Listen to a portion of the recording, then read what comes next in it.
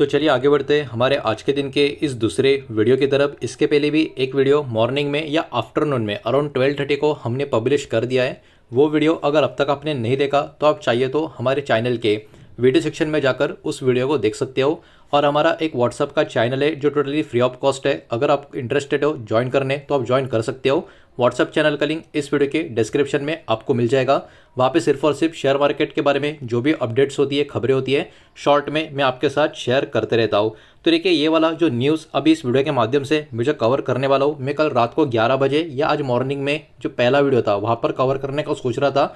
लेकिन ये खबर इतनी आउटस्टैंडिंग है, इतनी सेंसिटिव है कि अगर ये बात पता चलती कि हो सकता है ये खबर फेक हो, अफवाह हो, तो ऑब्वियस सी बात है बाद में मुझे फिर से एक और बार व्हाट्सअप ग्रुप में डालना पड़ता या वीडियो में इंक्लूड करना पड़ता कि फेक खबर है। लेकिन मैंने थोड़ा टाइम लिया, सब कुछ देखा, लेकिन फाइनली ये खबर फेक नहीं, एकदम सच्ची खबर निकल रही है। इसलिए इस वीडियो के माध्यम से यहाँ पर इसके बारे में समझेंगे। ये हमारे कंट्री के लिए, मार्केट तो छोड़ो, ये हमारे कंट्री के लिए एक्चुअली एक बहुत ही बड़ी अचीवमेंट यहाँ पर मानी जा रही है। तो देखिए ऑयल इंडिया लिमिटेड का जो शेयर है, जो कंपनी का स्टॉक है, मंडे को काफ़ी ज़्यादा फोकस में रहने वाला है। बिकॉज दोस्तों इस कंपनी की तरफ से नेचुरल गैस का डिस्कवरी होता हुआ हमको देखने को मिला है। और उसी के बारे में जो बहुत बड़ा अपडेट मार्केट में ऑफिशियल तरीके से कंफर्म्ड हो चुका है, वही मैं आपके सामने प्रेजेंट करने वाला हूँ। तो सबसे पहले स्टॉक का मोमेंटम जो फ्राइडे को था, आप देख सकते हो क्रैश हुआ था स्टॉक, लगभग 5.60 रुपीज़ में नीचे की तरफ गया था, लगभग 1.35% नीचे था। तो क्रैश तो कह नहीं सकते, लेकिन फ्लैट नेगेटिव से थोड़ी ज़्यादा गिरावट थी। माफ़ करना, गलती से मैंने क्रैश बोल दिया था, लेकिन क्रैश नहीं था, लेकिन एक अच्छी गिरावट थी। ओवरऑल बात करें क्लोजिंग की तो 409 रुपये के आसपास स्टॉक का क्लोजिंग हमको देखने को मिला था।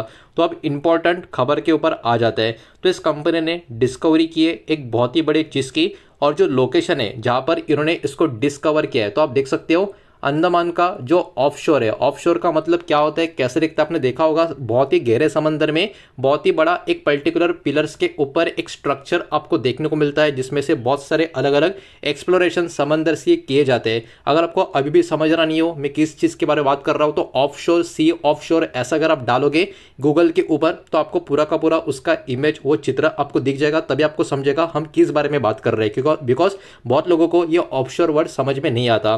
तो अंडमान के ऑफशोर में का जो ब्लॉक है इनका अराउंड अंडमान आइसलैंड के आसपास या आइलैंड के आसपास, तो वहाँ से दोस्तों ये वाला अमाउंट यहाँ पर निकल कर आ रहा है, खबर निकल कर आ रहा है कि वहाँ पे जो वेल है विजयपुरम 2 करके, वहाँ पे इन्होंने ड्रिल किया था OALP के तहत, मतलब ओपन एसोरेज लाइसेंस पॉलिसी के तहत इन्होंने जो ड्रिल किया था। उस ड्रिल में दोस्तों यहाँ पर पूरा का पूरा कन्फर्मेशन आ चुका है कि नेचुरल गैस का काफ़ी बढ़िया प्रेजेंस डिटेक्ट हो चुका है इनिशियल टेस्टिंग में। मतलब जो इन्होंने ड्रिल किया था, जो उनको वहाँ पर पर्टिकुलर एक चीज़ मिली, उसको प्रॉपर तरीके से टेस्ट करने के बाद पूरी तरीके से कंफर्म हो चुका है कि ये एक नेचुरल गैस है। तो ये बहुत ही बड़ी उपलब्धि इस कंपनी के लिए आपको यहाँ पर देखने को मिलेगी।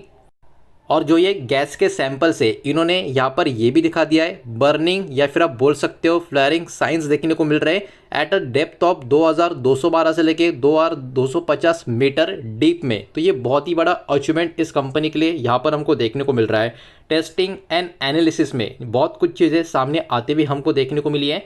गैस के जो सैंपल्स है वो काकीनाडा लैब में भेजे गए थे जैसे इसकी डिस्कवरी हुई थी, बिकॉज चेकिंग करनी पड़ती है सच में ये गैस ही है या क्या है, या कुछ काम का नहीं है या बहुत काम का है, ये सब कुछ देखना पड़ता है। तो इसमें ये पर्टिकुलर चीज़ सामने आ चुकी है कि इसमें 87% मीथेन आपको देखने को मिलेगा। ये एक और काफ़ी बड़ी बात यहाँ पर आपको देखने को मिलेगी।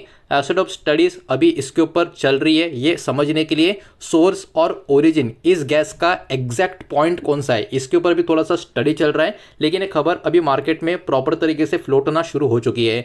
ये पर्टिकुलरली फर्स्ट हाइड्रोकार्बन डिस्कवरी आपको देखने को मिलेगी। एक्सप्लोरेशन का जो कैंपेन अब तक हुआ है, तो ये भी कितना बड़ा डिस्कवरी या कितना बड़ा बात हमारे कंट्री के लिए, हमारे देश के लिए, हमारे मार्केट के लिए और इस कंपनी के लिए जो आपको देखने को मिल रहा है, इसका अंदाज़ा भी आप लगा सकते हो। इतना ही नहीं, एक्सप्लोरेशन का जो डिटेल्स है उसकी अगर मैं बात करूं तो देखिए ये पर्टिकुलर जो वेल है ये लोकेटेड है 17 किलोमीटर ईस्ट में अंडमान आइलैंड के, और उसके अलावा 295 मीटर इसका वाटर का डेप्थ मतलब गहराई आपको देखने को मिलेगी, और 2650 मीटर टारगेट डेप्थ आपको देखने को मिलेगा जो पर्टिकुलर किया जाता है किसी भी ऑपरेशंस में। Oil India is exploring 10,000 square kilometre in the Andaman offshore area. तो ये ऐसा नहीं, ये पहली बार कर रहे, कई सालों से, कई दशकों से इनका यही काम है, जिसमें एक बहुत ही बड़ी सफलता अभी इनके हाथ में यहाँ पर लगती हुई हमको देखने को मिल रही है। अब तक कंपनी ने ड्रिल किए 57 total wells across Assam, Rajasthan, Mahanadi और अंडमान। ये चीज़ें भी इस एक्सप्लोरेशन डिटेल्स में यहाँ पर ऐड होती हुई हमको देखने को मिल रही है। कंपनी का कुछ गोल्स भी इस रिपोर्ट के तहत मार्केट में आता हुआ देखने को मिल रहा है।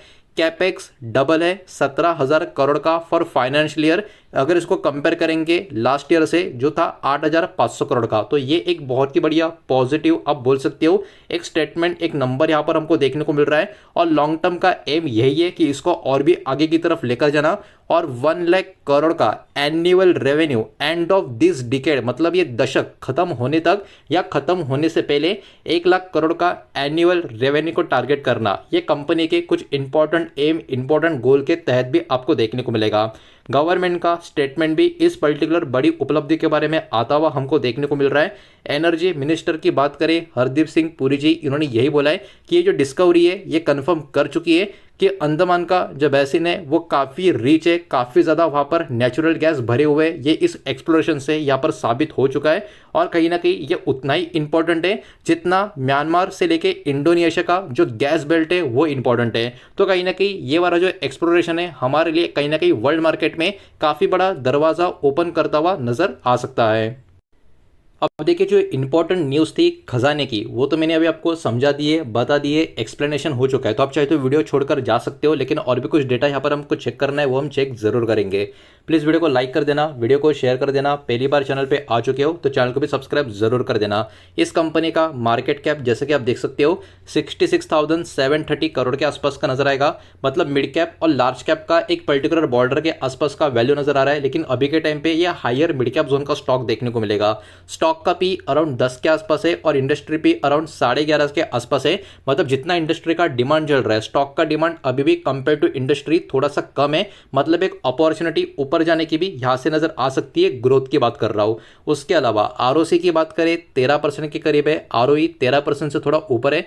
बुक वैल्यू 300 रुपए के ऊपर नजर आएगी। प्लेज परसेंटेज 0 है, प्रमोटर ने अपना कोई भी शेयर गिरवी नहीं रखा है। डेप्ट टू इक्विटी भी 0.62 का है, मतलब कंट्रोल में, ऐसा मानेंगे तो गलत नहीं होगा। और जरा टोटल असेट देखो 1,04,823 करोड़ का इस कंपनी का टोटल असेट है। मार्केट कैप से भी ज्यादा कंपनी के पास असेट है, ये भी एक पॉजिटिव चीज मार्केट में मानी जाती है। फेस वैल्यू भी 10 का है, भविष्य में अगर स्प्लिट देने की नौबत आ गई स्प्लिट भी मिल सकता है।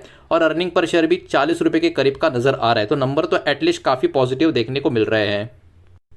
इसके साथ साथ बात करें कंपनी के पिछले कई सालों के प्रॉफिट एंड लॉस स्टेटमेंट की, एवरी ईयर कंपनी कैसा प्रॉफिट कर रही है या नहीं कर रही है, ये भी देखना, ये भी समझना इंपॉर्टेंट है अगर कोई भी लॉन्ग टर्म का स्टॉक में प्लान करता है तो देखिए यहाँ पर अगर मैं देखूँ 2014 से लेके 2025 तक का इस कंपनी का डेटा, तो कंपनी का नेट प्रॉफिट कंटिन्यूस आपको नजर आएगा। मतलब एक पॉजिटिव बात आपको ये देखने को मिलेगी कि कंपनी कभी भी लॉस में नहीं गई, कंपनी का सिर्फ प्रॉफिट है। और प्रॉफिट भी ऐसा है जिसमें कंसिस्टेंसी लॉन्ग टर्म में यहाँ पर नजर आ रही है। लेकिन ये वाला स्टॉक का परफॉर्मेंस वैसा आपको नजर नहीं आएगा जैसे इसके नंबर आपको देखने को मिल रहा है। आप देख सकते हो 2023 में कंपनी का प्रॉफिट अराउंड 10,000 करोड़ के काफी नजदीक भी पहुंच गया था, लेकिन उसके बाद प्रॉफिट में थोड़ा सा डिप देखने को मिला। लॉस नहीं था, प्रॉफिट ही था, 7,000 करोड़ के आसपास आया था। तो बड़े बड़े प्रॉफिट्स को मेंटेन भी करना कभी कभी एक बहुत ही बड़ा चैलेंज निकल कर आता है। उसके बाद प्रीवियस फाइनेंशियल ईयर में कंपनी का प्रॉफिट फिर से ऊपर की तरफ चला गया। तो देखिए लॉन्ग टर्म में कंपनी बहुत ही बड़ी प्रॉफिटेबल कंपनी है, लेकिन प्रॉफिट कभी बहुत ऊपर जा रहा है तो कभी हल्का सा नीचे की तरफ आ रहा है। और ऐसे कारण स्टॉक में अगर बड़े बड़े मोमेंटम आती भी है तो उस बड़े मोमेंटम को मेंटेन करने में तकलीफ होगी। इस बात को भी यहां पर आपको ध्यान रखना होगा। जहां तक बात करें शेयर होल्डिंग पैटर्न की, तो देखिए प्रमोटर के पास जून क्वार्टर के हिसाब से लगभग 56.66% का स्टेक है। एफएस के पास 8.16% का स्टेक है। डीएस के पास लगभग 18.41% का स्टेक आपको नजर आएगा। एंड अदर्स पब्लिक होल्डिंग ये सब देखें तो आप देख सकते हो 9.87, 6.91% की होल्डिंग आपको देखने को मिलेगी। तो ओवरऑल तीन बड़े प्लेयर्स प्रमोटर, एफएस, डीएस की होल्डिंग स्टॉक में काफी ज्यादा हमको देखने को मिल रही है, अराउंड 82% की नजर आ रही है। तो यही सारा डेटा इस वीडियो के माध्यम से आपके सामने प्रेजेंट करना था। उम्मीद करता हूँ वीडियो समझ आया होगा, पसंद आया होगा। तो वीडियो को लाइक करें, दूसरा शेयर करें। पहली बार चैनल पे आ चुके हो तो सब्सक्राइब भी कर देना। कोई भी स्टॉक में निवेश करने से पहले खुद की स्टडी रिसर्च जरूर करें, फाइनेंशियल एडवाइजर की सलाह जरूर ले। मिलता है नेक्स्ट वीडियो में, धन्यवाद।